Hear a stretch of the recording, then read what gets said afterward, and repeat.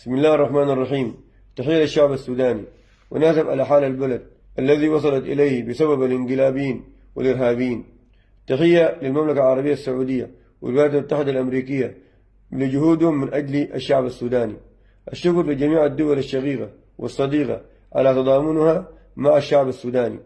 نهنئ المملكة العربية السعودية على نجاح القمة ونشيد بمخرجات القمة، والتحية لجميع القادة العرب للاهتمام بالشعب السوداني.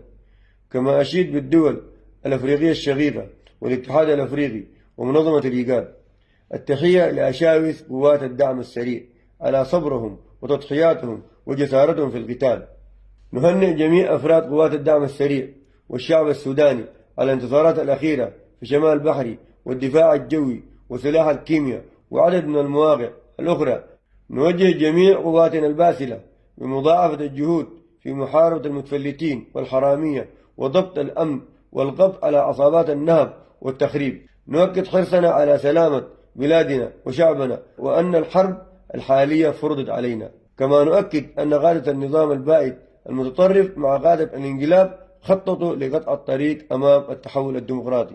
نؤكد أن قوات الدعم السريع ليس لديها عداء مع القوات المسلحة، وأن المشكلة الأساسية مع الذين اختطفوا قرار القوات المسلحة. التحية للقوى السياسية ومنظمات المجتمع المدني الوطنية التي أدانت الانقلاب. ندعو الشعب السوداني للوحدة ونبذ الخلافات وعدم الاستجابة لدعوات المتطرفين والإرهابيين. نؤكد أن تمسك قوات الدعم السريع باستعادة التحول الديمقراطي وإنهاء الحلقة الشريرة التي دمرت السودان. الانقلابيين يريدون تكرار تجربة ال30 عام الماضية. نحن ندين قصف المدنيين والمستشفيات والمصانع وباقي البنية التحتية بالطائرات والمدافع الثقيلة، ونترحم على الأرواح البريئة التي فقدناها. ندعو الشعب السوداني إلى الانتباه إلى مخططات الفلول وحملات التضليل التي تهدف إلى توسيع دائرة الحرب. لن نتراجع إلا بإنهاء هذا الانقلاب ومحاكمة كل من أجرم في حق الشعب السوداني والعودة إلى المسار الديمقراطي. نؤكد احترامنا لكافة القوانين الدولية المتعلقة بحماية حقوق الإنسان، لذلك نعامل أسرى الانقلابيين بشكل يليق بالإنسانية. نبذل جهد كبير لصيانة وإعادة تشغيل جميع المؤسسات الخدمية مثل الكهرباء والمياه والمستشفيات.